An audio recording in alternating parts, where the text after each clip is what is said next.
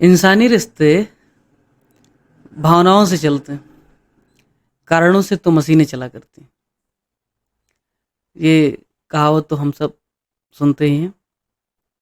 हमारे जीवन में भावनाओं की इतनी ज़्यादा इम्पोर्टेंस है, लेकिन उसके साथ साथ हम ज़्यादा सम्मान किन्हें देते हैं? थेरेटिकली बुद्धिजीवियों को। अक्सर हम सुनते हैं कि वो तो बुद्धिजीवी हैं, बहुत इंटेलिजेंट हैं, उनका आईक्यू बड़ा अच्छा है। आईक्यू वाकई में काफ़ी उपयोगी है मानवीय सभ्यता को आगे बढ़ाने के लिए, विकास के लिए, इवोल्यूशन के लिए। लेकिन एक समाज के रूप में, एक सभ्यता के रूप में, एक व्यक्तित्व के रूप में ईक्यू यानी कि आजकल जो भावनात्मक बुद्धिमत्ता है, इमोशनल इंटेलिजेंस है, उसका महत्व दिन ब दिन ज़्यादा स्थापित होता जा रहा है। अब इस बात से कोई इनकार तो कर ही नहीं सकता कि ईक्यू का महत्व कम है। आज इमोशनल इंटेलिजेंस के टॉपिक पर बेस्ड यूपीएससी का एक 2019 का प्रश्न हम हल करेंगे, और उसी के बहाने हम इमोशनल इंटेलिजेंस विषय पर बात करेंगे, समझने की कोशिश करेंगे है क्या शॉर्ट में। और उसके पहले ये कुछ मेरे बारे में आप यहाँ देख सकते हैं। कुछ ऐसे लोग हैं जो पहली बार मुझे देख रहे हैं, सुन रहे हैं। उनको बता दूं कि मैंने हाल ही में एड मैत्री नाम का एक टेलीग्राम चैनल शुरू किया है, वेबसाइट शुरू किया है, यूट्यूब चैनल है। उसमें मेरा प्रयास है कि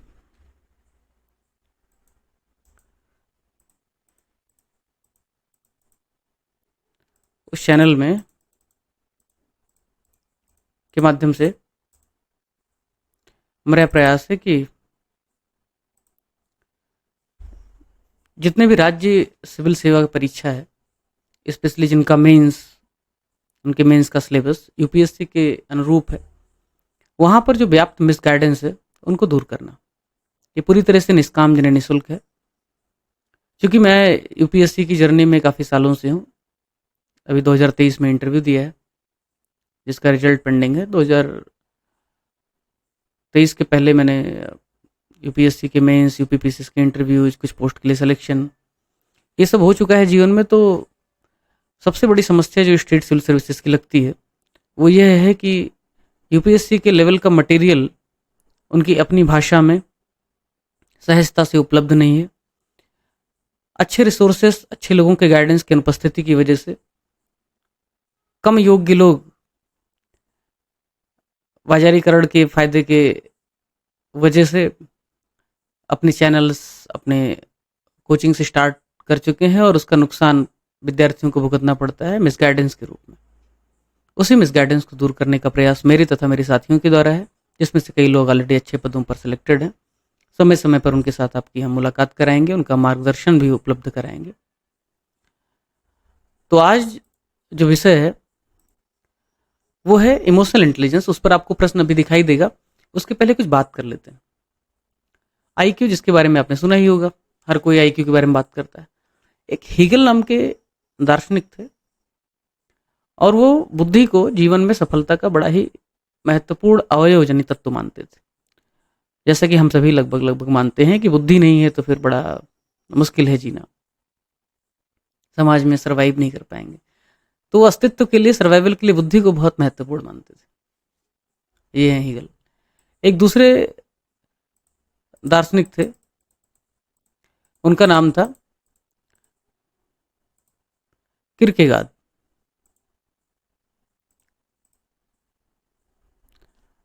किरकेगाद कहते थे कि जीवन में सफलता के लिए भावनात्मकता ज़्यादा इंपॉर्टेंट है। अस्तित्ववाद इनका दर्शन था मुख्यतः, जिस पे कभी अलग से बात करेंगे क्या है अस्तित्ववाद। उनका मानना था कि भावनात्मकता जो है, जो इमोशन है, वो ज़्यादा ही महत्वपूर्ण है। हम यदि भावनाओं को व्यवस्थित कर पाते हैं, प्रबंधित कर पाते हैं, तो हमारे सफल होने के चांसेस ज़्यादा हैं। आप लोग गांव में अपने आसपास देखते होंगे, वो व्यक्ति ज़्यादा सराहा जाता है, ज़्यादा उसका उसकी पूछ होती है, उसको लोग पसंद करते हैं, जो स्मार्ट है। स्मार्ट बुद्धि से नहीं, क्योंकि अच्छे ब्रेन वाले तो फिर 10 से 6 की नौकरी करते हैं किसी कॉर्पोरेट सेक्टर में या सर्विस सेक्टर में या गवर्नमेंट जॉब में। ज़्यादा बुद्धि वाला आदमी सफल होता है। ज़्यादा ईआई वाला, यानी ज़्यादा इमोशनल इंटेलिजेंस वाला आदमी ग्लोरी हासिल करता है जीवन में। महात्मा गांधी के पास ईआई ज़्यादा था, इमोशनल इंटेलिजेंस ज़्यादा था। सुकरात के पास ईआई ज़्यादा था। हिटलर के पास ईआई ज़्यादा था। तो ईआई का जो महत्व है किसी से छुपा नहीं। आप देखते होंगे अक्सर कि वो लड़के वो लड़कियां ज़्यादा बड़ी आसानी के साथ अपनी बातें कन्विंस करा देते हैं, बेवकूफ़ बना देते हैं। कई बार सकारात्मक नकारात्मक दोनों पक्ष होते हैं, जो हमें ज़्यादा बेहतर समझा ले जाते हैं, या हमारी बातों को, हमारी भावनाओं को ज़्यादा बेहतर तरीके से वो समझते हैं और फिर उसको जवाब देते हैं या उनके बारे में हमें बताते हैं। इन सभी का कारण क्या है? इमोशनल इंटेलिजेंस, भावनात्मक बुद्धिमत्ता है। इसी को हम सोशल इंटेलिजेंस भी कहते हैं। इसी का एक अवयव है सामाजिक संबंधों को ठीक से निभाने के लिए उचित विकल्प चुनने की क्षमता। हमने अक्सर देखा होगा कि हमारा कोई एक मित्र बनता है तो दूसरा छूट जाता है। दो परस्पर विरोधी मित्र हमारे हो नहीं पाते। एक आग एक पानी एक साथ नहीं रह सकते, ऐसा होता है। लेकिन कई ऐसे लोगों को आपने देखा होगा कि उनके दो ऐसे मित्र हैं जो बिल्कुल विरोधी विचारधारा के हैं, फिर भी वो दोनों उसको समान रूप से प्रेम करते हैं। इसी को कहा गया है हिंदी में विरुद्धों का सामंजस्य। दो विपरीत लोगों को भी एक साथ साध सकने की जो क्षमता है, ऐसी जो स्किल है सामाजिक संबंधों को निभाने की, वही सोशल इंटेलिजेंस। और ये भावनात्मक इंटेलिजेंस से, इमोशनल इंटेलिजेंस से ही आता है। उदाहरण के लिए इंडिया अगर एक व्यक्ति होता तो उसका सोशल इंटेलिजेंस कितना हाई होता, इसको समझने के लिए एक ही उदाहरण काफी है। फलस्तीन और इजराइल को एक साथ साध पाना। दोनों बिल्कुल विपरीत हैं, लेकिन भारत उन दोनों के साथ इंडिपेंडेंट रिश्ते रख रहा है। इसी को इंटरनेशनल रिलेशन की भाषा में डी हाइफनेशन कहते हैं। तो जो ईआई वाला व्यक्ति होगा वो डी हाइफनेट करेगा रिलेशन को, यानी कि जब ए के साथ रहेगा तो ए के साथ उसके मेरिट के आधार पर रिश्ते रखेगा, बी की कॉस्ट पे ए के साथ रिश्ते नहीं रखेगा, एंड वाइस वर्सा, और इसका उल्टा। तो जो बुद्धिमत्ता के सिद्धांत हैं, जो इमोशनल इंटेलिजेंस के सिद्धांत हैं, उसमें एक दार्शनिक हुए, एक फिलोसोफर हुए, सोशल साइंटिस्ट हुए, उनका नाम था हार्वर्ड गार्डनर। हार्वर्ड गार्डनर ने एक थीसिस लिखा, थ्योरी ऑफ मल्टीपल इंटेलिजेंस। वो कहते हैं इंटरपर्सनल इंटेलिजेंस है, अंतर्वैयक्तिक इंटेलिजेंस है, जिसमें हम दूसरों के इच्छाओं को, उनके स्वभाव को, उनके इरादों को, वो क्या फील कर रहे हैं, अनुभूतियों को हम समझते हैं। और जब हम ये बात समझ लेते हैं तब हम अपना काम निकाल लेते हैं। फिर उदाहरण के लिए अगर हमें ये पता चल जाए कि कोई व्यक्ति पैसों का बहुत लालची है, करप्शन बहुत बुरी बात है, लेकिन हमें ये पता है कि वो व्यक्ति करप्ट है, मेरिट से, कानून से वो काम करेगा ही नहीं, उसके लिए प्रलोभन सबसे पहली शर्त, तो हम उस टूल का उपयोग सबसे पहले करेंगे। अगर हमें यह पता चल जाए कोई व्यक्ति धर्म भीरू है, धर्म से बहुत डरता है, और धर्म से इतना ज्यादा डरता है कि वो ईश्वर का नाम सुनते ही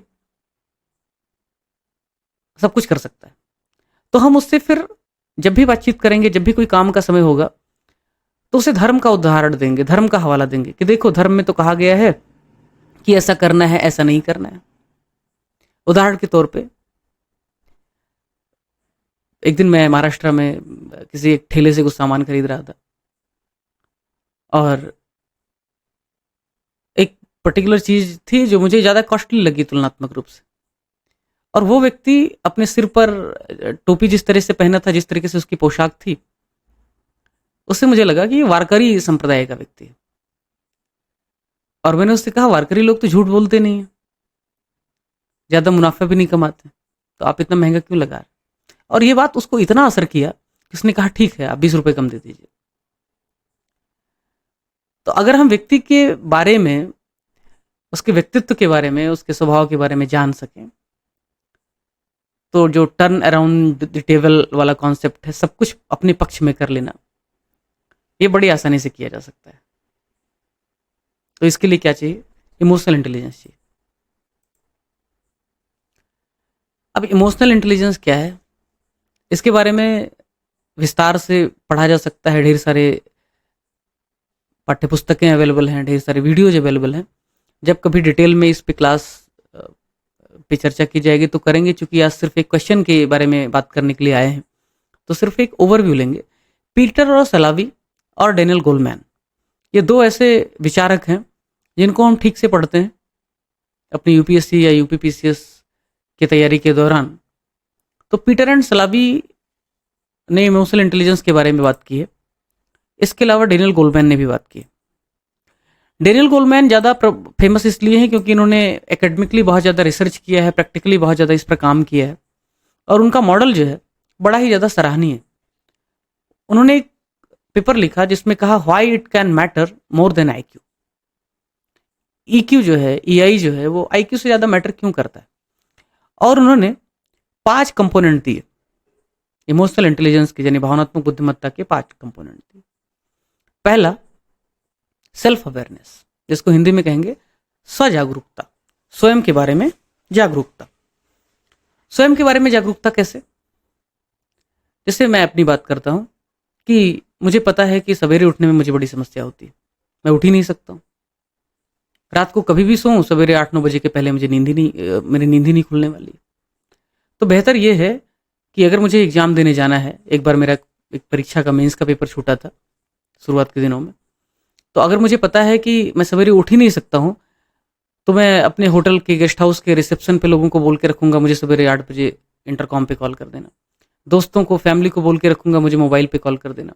अलार्म खुद लगा के रखूंगा, क्योंकि मुझे अपनी कमजोरियों का एहसास है। और ये एहसास होने की वजह से ही हम सेल्फ रेगुलेशन कर पाते हैं, यानी कि स्वनियंत्रण, खुद का रेगुलेशन, विनियमीकरण या जो भी कहेंगे रेगुलेशन को, हम खुद को उसी अनुसार ढाल पाते हैं। एक दूसरा उदाहरण लेते हैं। कोई व्यक्ति है, उसको पता है कि वो जब भी बात करता है उसे गुस्सा आ जाता है किसी एक पर्टिकुलर बात पर, और वो पर्टिकुलर बात कोई भी हो सकती है। कोई झूठ बोल रहा है या कोई हिपोक्रेसी दिखा रहा है। तो जब इस तरीके से हमें गुस्सा आता है तो हम क्या करेंगे? हम चुप रहेंगे और कोशिश करेंगे कि जब भी ऐसा कोई विषय हो जिस पे हमें गुस्सा आ सकता है, उस दौरान हम एक्स्ट्रा अलर्ट हो जाएं और चुप रहें उस समय। शुरुआत में मुझे बहुत गुस्सा आता था और बाद में मुझे लगा कि गुस्से पे तुरंत रिएक्ट करना एक अच्छी बात तो नहीं है, तो बेहतर है कुछ टाइम ले लो, 2 मिनट ले लो, 20 सेकंड ले लो, फिर रिएक्ट करो या रिस्पॉन्ड करो। और आजकल तो ऐसा है कि जब भी किसी बात में बहुत ज़्यादा पीड़ा या बहुत ज़्यादा गुस्सा होता है तो 2-2 दिन उस पर बात ही नहीं करने का, ठीक से सोचने का, ताकि न्यूट्रल होकर के साक्षी भाव से उस पर हम अपनी राय रख सकें। इंटरनल मोटिवेशन,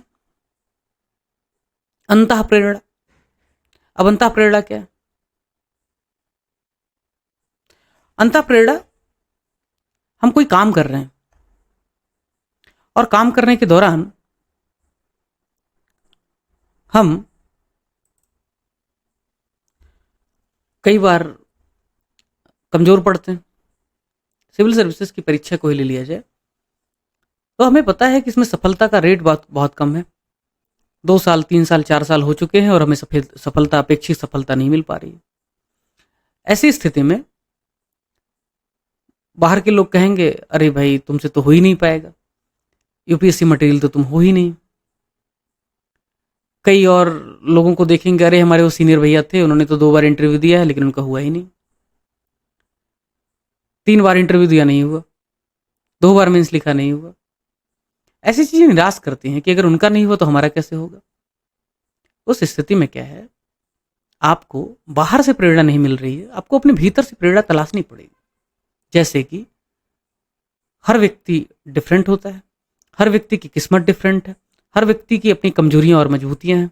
जरूरी नहीं है 2 व्यक्ति, 4 व्यक्ति, 1000 व्यक्ति 4 बार इंटरव्यू देकर के भी सफल नहीं हुए हों, तो क्या आप भी नहीं होंगे? आपको उससे सीख लेना चाहिए कि जो गलतियां इन लोगों ने की वो मैं नहीं करूंगा, और शायद अगर मैं ये प्रयास कर रहा हूं तो पूरी कायनात हमारे साथ इस प्रयास में शामिल हो जाएगी। और इसको स्वयं से दोहराते रहना पड़ेगा, दूसरों से कहना ही पड़ेगा कि हाँ मैं जानता हूं मैं बेहतर हूं, हाँ जानता हूं कि मैं किसी से कमजोर नहीं हूं। ये जो खुद से बातचीत करने की कला है, खुद को ये विश्वास जताने की कला है कि हम बेहतर हैं, यही है internal motivation. Yes we can, जो ओबामा ने प्रेसिडेंशियल इलेक्शन के दौरान नारा दिया अमेरिका में, यूनाइटेड स्टेट में, ये यस वी कैन क्या था? ये एक व्यक्तियों के भीतर, उनके समर्थकों के भीतर, उनके स्वयं के भीतर इंटरनल मोटिवेशन का काम कर रहा था। तो ढेर सारे युद्ध ऐसे हुए हैं जब हारते हारते, आपने एक मूवी देखी होगी वर्ल्ड वार की, all quite on western front, या उससे पहले भारत में एक मूवी आई थी जो अफगानिस्तान में कुछ कौन सा गढ़ी के युद्ध में जो सिख सैनिक हैं वो किस तरीके से खुद को, बहुत कम संख्या में है फिर भी मोटिवेट रखते हैं और बड़ी फौज का मुकाबला करते हैं। तो ये इस तरीके से हम खुद को मोटिवेट रख सकते हैं। एक तीसरा है, चौथा है सॉरी, एम्पैथी, जिसको बोलते हैं समानुभूति। समानुभूति का अर्थ है दूसरों के जूते में अपना पांव रख के देखना। कई बार क्या होता है कि कोई व्यक्ति है, उसका दुख बड़ा छोटा है अगर उसको न्यूट्रल तटस्थ भाव से देखा जाए तो, या आपको लगता है वो कोई समस्या है ही नहीं। उदाहरण के लिए कोई व्यक्ति है और उसका ब्रेकअप हो गया, और वो आता है और बोलता है कि मेरा ब्रेकअप हो गया है और बड़ा दुखी हूँ, समझ नहीं आ रहा है क्या करूँ, पढ़ाई नहीं हो रही। अब चूंकि आप अनुभवी हो चुके हैं, आप ऑलरेडी इन सभी यथा स्थितियों से गुजर चुके हैं, स्थितियों से, और आपको पता है यह लिजलिजा प्रेम है, 2.5 मिनट का ग्लोबल प्रेम है, और ऐसे रिश्ते कितने ही टूटते हैं रोज लोगों के, और आप उसको सुनाने लग जाते हैं कि जी, और तुम उससे कहना शुरू करते हो कि जीवन में मधु का प्याला था, तुमने तन मन दे डाला था, वो टूट गया तो टूट गया, मदिरालय का आंगन देखो, कितने प्याले हिल जाते हैं, मिट्टी में मिल जाते हैं, जो गिरते हैं कब उठते हैं, पर बोलो टूटे प्यालों पर, कब मदिरालय पछताता है, कब रोता है चिल्लाता है। और ऐसी बातें वो सुनेगा तो कहेगा कि भाई रहने ही तो, मुझे आपसे कुछ कहना ही नहीं। यह आप उसको ज्ञान देना शुरू कर दें कि कोई दूसरा चुन लो, प्रेम अपने आप में ही बेवकूफ़ी है, तो फिर भी वो निराश हो जाएगा, आपसे सलाह ही नहीं लेगा और कहेगा भाड़ में जाओ। तो सबसे पहली, अगर आप में कॉमन सेंस है, इमोशनल इंटेलिजेंस है, तो क्या करोगे? उसको देखोगे और उसको सुनोगे। आपने जैसे ही उसको सुना, आधा दुख तो उसका वैसे ही दूर हो गया। उसको लगा कि कोई मुझे समझ रहा है, कोई है जो मेरे जैसा है, कोई अपना सगा है, किसी यात्रा का भागीदार है। और उसके बाद, सुनने के बाद, काउंसलिंग उतना ही करो जितना उसको चाहिए, उसके प्रश्नों का जवाब उतना ही दो जितना उसे चाहिए। धीरे धीरे उसको प्रैक्टिकली आप ये समझा ले जाएं कि उसका जो दुख है वो दरअसल दुख है ही नहीं, वो तो बस एक छोटी सी घटना है जिसे वो दुख समझ रहा है, और फिर आप उसको मार्ग सुझा सकते हैं। तो ये जो समानुभूति है, ये दूसरों की भावनाओं को समझना है एक्चुअली। किसी को बुखार है तो अगर आप ये महसूस कर सकते हैं कि उस बुखार में कैसे माथा जलता है, कैसे पीड़ा होती है, कैसे मुंह का स्वाद, जीभ का स्वाद चला जाता है, कैसी चिड़चिड़ाहट होती है, तो जरूर आप उसके माथे पे हाथ रखेंगे, बर्फ की पट्टी करेंगे और उसका हाथ थाम कर कहेंगे कोई नहीं, जल्दी बुखार उतर जाएगा, तुम्हें आराम की जरूरत है। तो ये एम्पैथी है, ये समानुभूति है। उसके बाद सोशल स्किल। सोशल स्किल मतलब समाज में हम समस्याओं को देखते हैं तो हमारा दृष्टिकोण क्या है उसको देखने का, उसको समझने का। उदाहरण के लिए किसी एक मित्र के साथ आपका कुछ मतभेद हो गया किसी मुद्दे पर को लेकर के, और इतना मतभेद हो गया कि वो आपको बुरा लग गया। तो अगर आप में सोशल स्किल है तो आप क्या करेंगे? आप उसके साथ बातचीत करेंगे उस मुद्दे को लेकर और उससे कहेंगे कि देखो भाई, इस मुद्दे पर हमारे आपके बीच काफी डिवीजन है, ये डिवीजन बाकी रिश्तों को, बाकी संबंधों को खराब ना करे। इस मुद्दे को लॉजिकली, तार्किक रूप से हम हल करेंगे बिना बाकी संबंधों को प्रभावित किए बगैर। उदाहरण के तौर पर भारत चीन के बीच संबंध गलवान वैली घटना के पहले सीमा विवाद था, लेकिन सीमा विवाद व्यापार पर, पीपल टू पीपल टाइज पर, इंटरनेशनल फोरम पर जब विकासशील देशों का हित जहां रखना हो, प्रभावित नहीं होता था। वो कहते थे कि भाई सीमा विवाद एक मुद्दा है, लेकिन इससे बाकी मुद्दों पर, बाकी संबंधों पर नकारात्मक प्रभाव नहीं पड़ना चाहिए। ऐसा नहीं हुआ कि उस मित्र से आप असहमत हैं तो कल को आपने तय किया भाड़ में जाओ, इस मित्र के साथ अब कोई संबंध ही नहीं रखना। आपका गुस्सा सही समय पर, सही कारण की वजह से, सही प्रोपोर्शन में, सही तरीके से अगर है तो आप में सोशल स्किल है। आप अपनी बात भी अगर कह रहे हैं, कैसे कह रहे हैं, वो एक शेर है, कौन सी बात कहां कैसे कही जाती है, अगर ये सलीका है, आई मीन तरीका है, तो हर बात सुनी जाती है। तो आप वाकई में सोशल स्किल वाले व्यक्ति हैं। अब आज का जो प्रश्न है उस पर बात कर लेते हैं।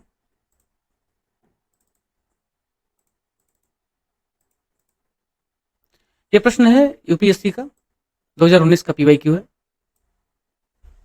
Emotional intelligence is the ability to make your emotions work for you instead of against you. Do you agree with this view? Hindi में बात करें तो भावनात्मक बुद्धिमत्ता आपकी भावनाओं को आपके विरुद्ध करने के बजाय आपके लिए काम करने की क्षमता है। क्या आप इस दृष्टिकोण से सहमत हैं? तो सबसे पहले इसकी परिभाषा देखते हैं। किसकी? भावनात्मक बुद्धिमत्ता की। वो तो लिखना ही पड़ेगा इंट्रो बॉडी कंक्लूजन के फॉर्म में। भावनात्मक बुद्धिमत्ता से तात्पर्य अपनी और दूसरों की भावनाओं को समझने, उन्हें रेगुलेट करने और प्रबंधित करने। रेगुलेट करने मतलब कैसे आप उसको, किसी ने गाली भी दे दिया तो किस तरीके से आप उसको ले रहे हैं, किस तरीके से रिएक्शन जता रहे हैं, और फिर मैनेज कैसे कर रहे हैं, और बाद में फिर मैनेज करने और अपने कामों को निष्पादित करने के लिए उपयोग करने की क्षमता से। ये अक्सर कहा जाता है, और ये कोट अंडरलाइन कर देना, आप बहुत प्रभाव पड़ेगा, कि यदि आप अपनी भावनाओं को नियंत्रित नहीं कर सकते तो आपकी भावनाएं आपको नियंत्रित कर लेंगी। अगर आप कहीं भी कुछ भी मुंह खोल देते हैं, गाली देना शुरू कर देते हैं किसी को, अगर छोटी छोटी बात में आपको क्रोध आता है, ये भावनाएं आप नियंत्रित नहीं कर सकते हैं, तो निश्चित तौर पर आपकी ये बुरी भावनाएं, आपका बुरा इमोशन आपको कंट्रोल करेगा और आप हर जगह पिटेंगे। अंग्रेजी में इसका डेफिनेशन देखें, emotional intelligence refers to the ability to understand one's own emotions and those of others, to regulate and manage them and utilize them to execute tasks. It's often said, if you can't control your emotions will control you.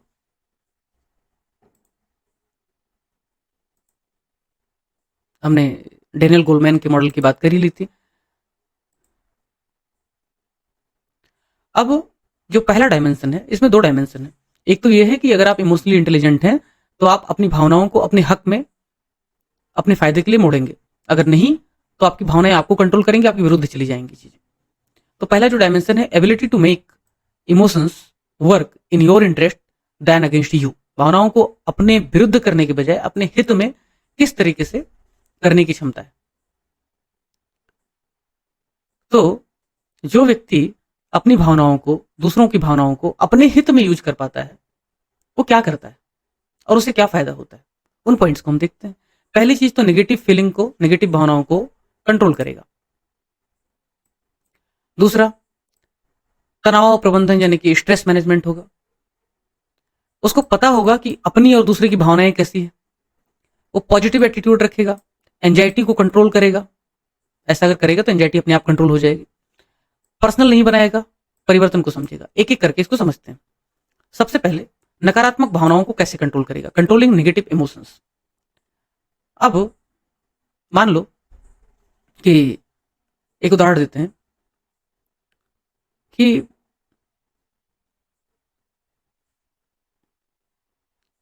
कोई व्यक्ति है,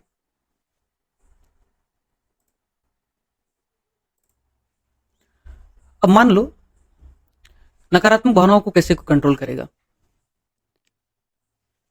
suppose कि कोई एक व्यक्ति है जिसके प्रति हमारे मन में बहुत, उसके जाति की वजह से, उसके धर्म की वजह से बहुत बायस क्रिएट हुआ है पहले से ही। उसका सरनेम देखा या उसका नाम सुना तो हमारे मन में कुछ अलग ही एक नकारात्मक भाव पैदा होने शुरू हो गए। और ऐसे लोग होते हैं, ठीक ठाक लोग होते हैं। कोई एक पर्टिकुलर प्रदेश का है, क्षेत्र का है, पता चलते ही वो उसके प्रति एक पूर्वाग्रह पैदा कर लेते हैं, प्रेजुडिस डेवलप कर लेते हैं। लेकिन चूंकि आप इमोशनली इंटेलिजेंट हैं, आपके व्यक्तिगत विचार कुछ भी हो, पर्सनल बायस कुछ भी हो, आप निश्चित तौर पर इन भावनाओं को, नकारात्मक भावनाओं को आने नहीं देंगे। जब भी उससे बात करेंगे, मेरिट के हिसाब से बात करेंगे, उसको जज नहीं करेंगे, ऑब्जर्व करेंगे। और फिर ऐसी किसी स्थिति में मान लो अचानक से कोई बातचीत में तनाव पैदा हो जाता है। आप ऑफिस में हैं और किसी ने आपको, ऑफिसर ने आपको कुछ बहुत ज्यादा उल्टा बोल दिया, तो उस समय आप उस तनाव को लेकर के आप दिन भर काम ही नहीं करेंगे, झगड़े करेंगे,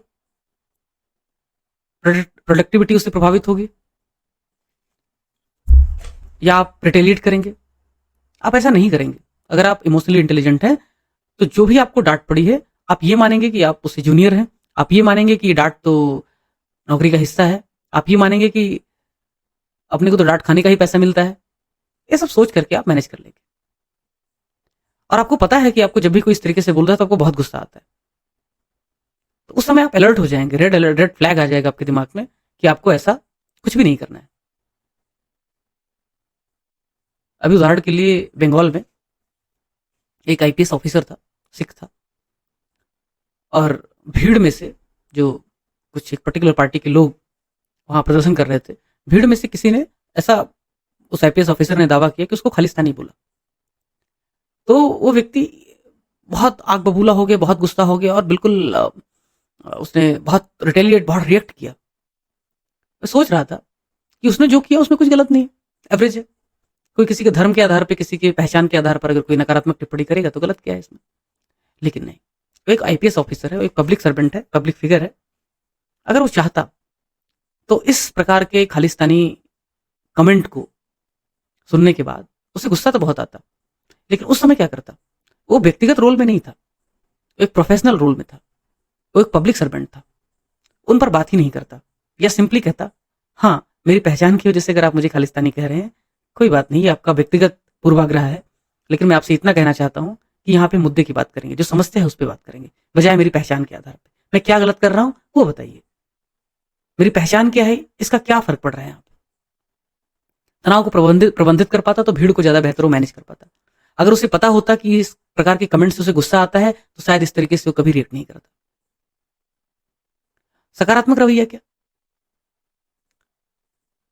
उसको पता होता कि इस तरीके की बातचीत करने वाले लोग फ्रस्ट्रेटेड हैं, इनको आसानी से बातचीत करके मैनेज किया जा सकता है, और इन सब चीजों को करने के बाद उसको एंजाइटी नहीं आएगी। एक पॉइंट है व्यक्तिगत ना बनाना, डीपर्सनलाइजेशन।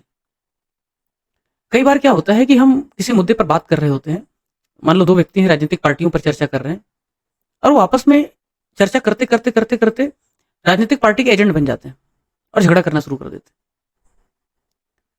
पर्सनल हो जाते हैं, इतना पर्सनल हो जाते हैं कि मारपीट हो जाता है। दरअसल सबसे पहली शर्त है लॉजिकल व्यक्ति की, इमोशनली इंटेलिजेंट व्यक्ति की, कि वो तटस्थ होता है, साक्षी भाव से देखता है।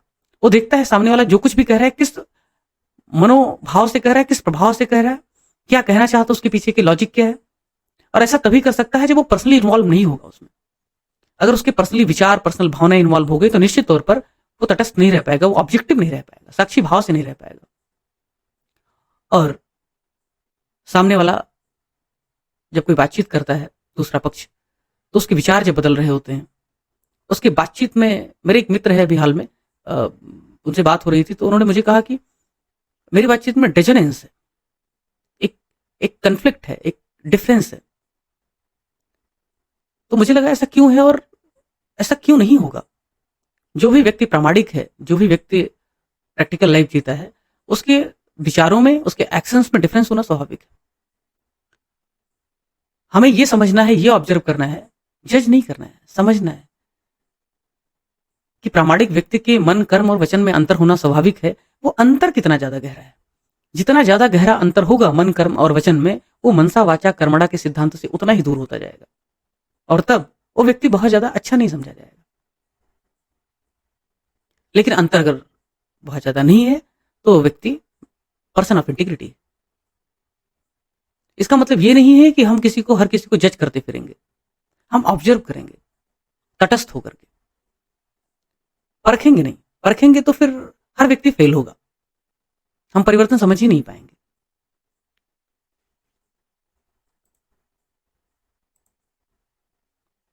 और जब भावनाएं, आपके इमोशंस आप कंट्रोल नहीं कर पा रहे हैं, आपके ही खिलाफ हो जाएंगे, तब क्या होगा? तब आप दूसरों का विश्वास खो देंगे, क्योंकि लोगों को लगेगा ये आदमी तो भैया रिलायबल है ही नहीं, ये तो कभी कुछ भी कर सकता है।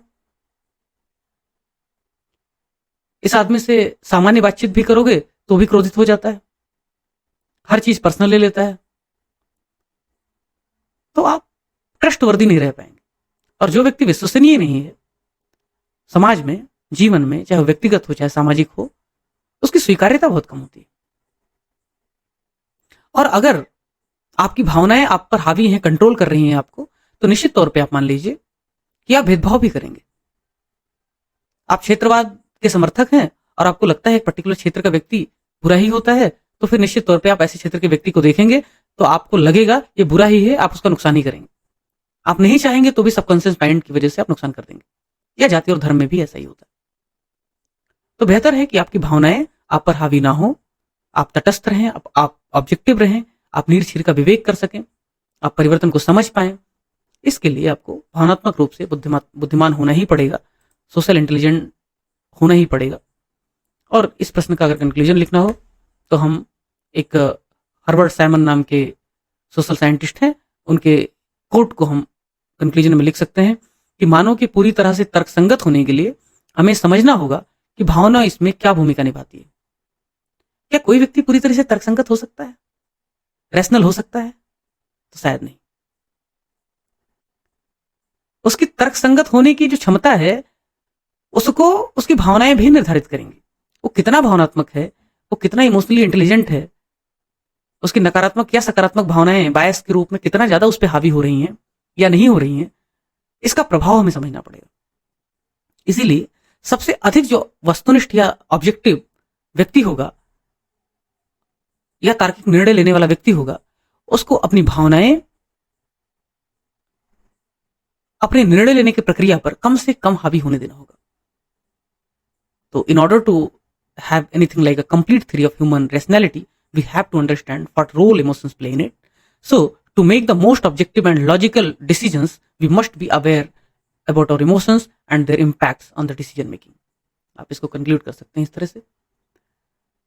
तो मित्रों, हमने कोशिश किया कि एक प्रश्न, उसका जो टॉपिक है और उसके इर्द गिर्द जो कुछ भी सिद्धांत हैं, थेरीज हैं, उनको कैसे समझ सकते हैं, कैसे हम क्वेश्चन को सॉल्व कर सकते हैं।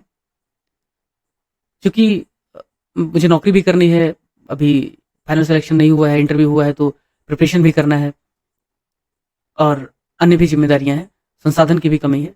तो बहुत मुकम्मल तरीके से तो हम सब कुछ नहीं कर पाएंगे, लेकिन अगर आपको हमारा प्रयास पसंद आता है तो हम ऑर्गेनाइज तरीके से एथिक्स का पेपर और बाद में अगर आप कहेंगे तो अन्य पेपर्स पर भी रिवर्स मेथोडोलॉजी की तरह, जो शायद अब तक मार्केट में नहीं उपलब्ध है, ऐसा कोई आता है, पढ़ करके रिकॉर्ड करता है और चला जाता है, वैसा नहीं, रिवर्स मेथोडोलॉजी का उपयोग करेंगे और फिर हम उस विषय को समझेंगे। समस्या जो भी होगी, डाउट जो भी होगा, आप जो भी हमें कमेंट बॉक्स में लिखेंगे, उनको शामिल करके हम एक लाइव सेशन भी अरेंज करेंगे वीकली, और वहां पर हम फर्दर बात करेंगे ताकि संवाद की शक्ल में पढ़ाई हो सके। तो बहुत बहुत धन्यवाद। आप हमें ज्वाइन करें यूट्यूब, टेलीग्राम और वेबसाइट पर। एड्रेस इसमें टैग कर दे रहा हूँ। Thank you so much.